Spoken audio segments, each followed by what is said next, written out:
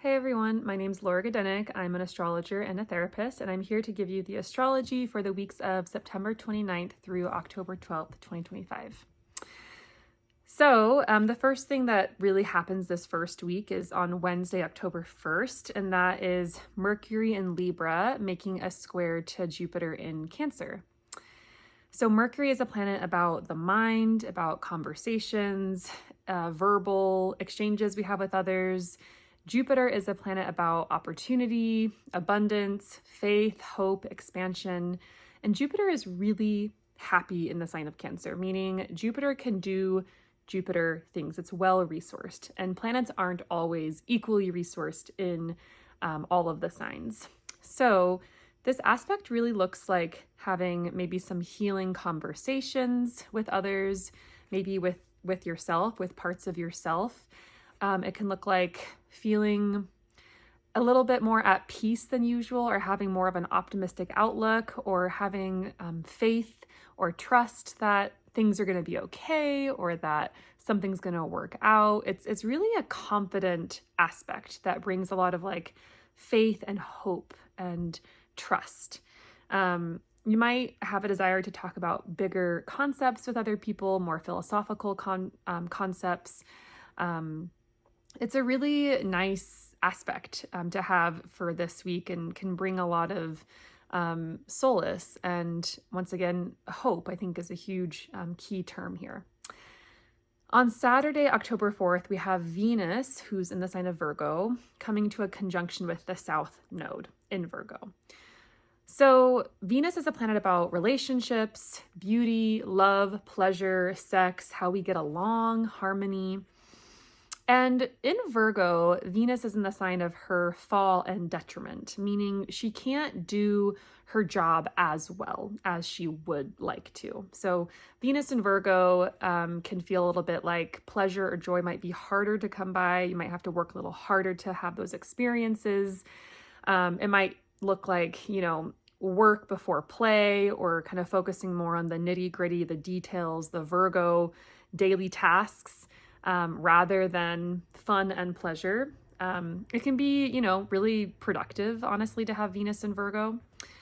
The South Node is a point about letting go, releasing, shedding, healing.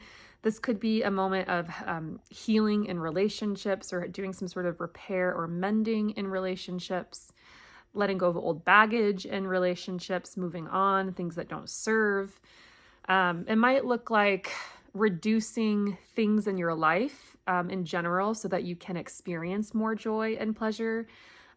Maybe letting go of tasks that you're like, I don't really need to do this anymore. I don't really need to do this minute, detailed thing. It's not really serving me anymore. It's draining. It's taking away my attention from other things that I have to do. It might look like getting rid of stuff, getting rid of small little knickknacks or things that also don't really bring you joy. It's really a good time to shed and get rid of things that don't bring you joy. That might look like going through your closets, or things in your house or your kitchen. Virgo really rules over the minutia, the little tiny things that are important, but can sometimes add up and bog us down.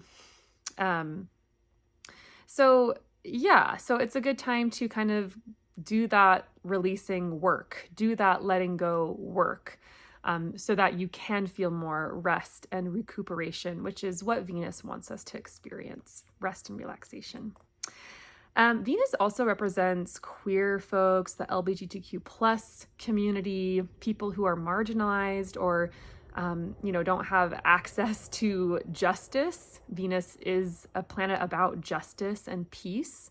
So it could be also that you find yourself feeling inspired to work towards more justice and peace for these marginalized groups.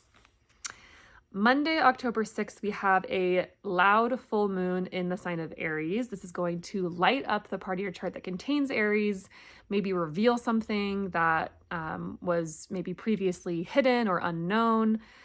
Usually full moon and Aries are very kind of boisterous days. You might feel have a lot more energy. You might be doing a lot of activity, whether that's physical activity or lots of like activity with other people. You might go on a big adventure, go off on your own. Aries is known to do that. We also have Mercury heading into Scorpio. So Mercury, once again, represents the mind. And we are now turning our minds more towards the part of our charts that contains Scorpio. Now, Mars is already here in the sign of Scorpio. So we've already kind of been putting our energy towards that part in our chart that contains Scorpio, those themes. So Mercury here brings a little bit more of an emphasis here, a little bit more of our attention here to this part of our chart. So Scorpio is a very strategic sign, very aware of subtlety and aware of like what's going on beneath the surface.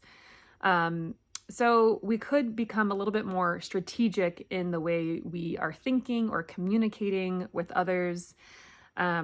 Scorpio is really about depth and wanting to get to the bottom of something, wanting to unveil or find out the truth. Scorpio is very concerned with honesty and can I trust you and vulnerability. So our minds might and our conversations with other people might become more vulnerable. Hopefully, the other side of that coin might become more protective or secret is like not the best term, though that is a term associated with Scorpio, but maybe more private. So it's kind of like this energy of like, who can I really trust? Who am I going to let into my inner sphere? Who can I bring closer to those more vulnerable parts of myself? Honesty in conversations becomes crucial as well. It's important when, planets move through Scorpio we can sometimes get a little bit paranoid or like untrusting. Like, are they really, someone says something to us and we're like, are they really being honest? Are they really telling the truth? And distrusting others can just breed more distrust and disconnection. There's a quote that I can't quite remember who said it, but it was something along the lines of, the more we trust others, the more we make them trustworthy. So I just want to kind of leave that here and, maybe that lands for some of you. But, this could be a time where we kind of bring people closer to us through trusting more and being more vulnerable. Tuesday the 7th, Mercury makes a square to Pluto. So this is kind of intensifies those Scorpio themes already. Pluto is a planet kind of similar to Scorpio. Pluto wants to get to the bottom of things. Pluto wants to investigate. Pluto wants to go deep. Pluto wants to unveil. It's the lord of the underworld. Pluto makes planets go to the depths. So this could look like having deep conversations with others, maybe conversations with others that feel really intense, maybe conversations with yourself. Once again, it's a great time to do some journaling, do some self-exploration, exploring the various parts inside of you, the various caveats and caves and nooks and crannies, and see what's there. And once again, deep honesty is a huge theme here. Personal insight, rabbit holes, getting deep into rabbit holes. The people that I know who have Mercury, Pluto aspects in their chart have amazing focus and concentration. Like they can it's kind of like an ADHD trait where you can just like hyper focus on something. Sometimes Pluto can make things feel a little bit obsessive or a lot, like you're like hyper vigilant even. So that could be something to watch out for, is like getting sucked into a rabbit hole that you can't get out of, or diving into conspiracy theories, or stuff like that. But yeah, you might, this aspect could bring up confrontations where you have to talk about something that's been lingering or lurking underneath the rug. Wednesday the 8th, Venus in Virgo makes a sextile to Jupiter in Cancer. So although Venus is in her exile and fall and can maybe struggle a little bit more so to bring joy or peace or those Venus things, this aspect is still full of joy, celebration, fun.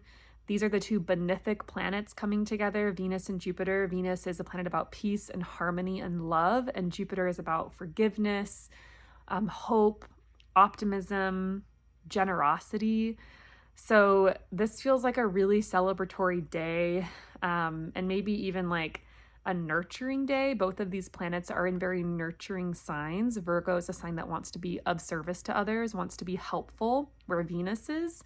And Jupiter in Cancer, Cancer wants to cook for you, wants to care for you, wants to make you comfortable and cozy. So it's a really good day for kind of comforting, homey activities or activities at home that are kind of focused around glam or art or beauty. I know on this day I have a plan to like have a hair day with two of my friends where we're gonna like dye our hair fun colors and maybe do our nails. So it's kind of like that sort of day. Saturday the 11th is like a totally different vibe.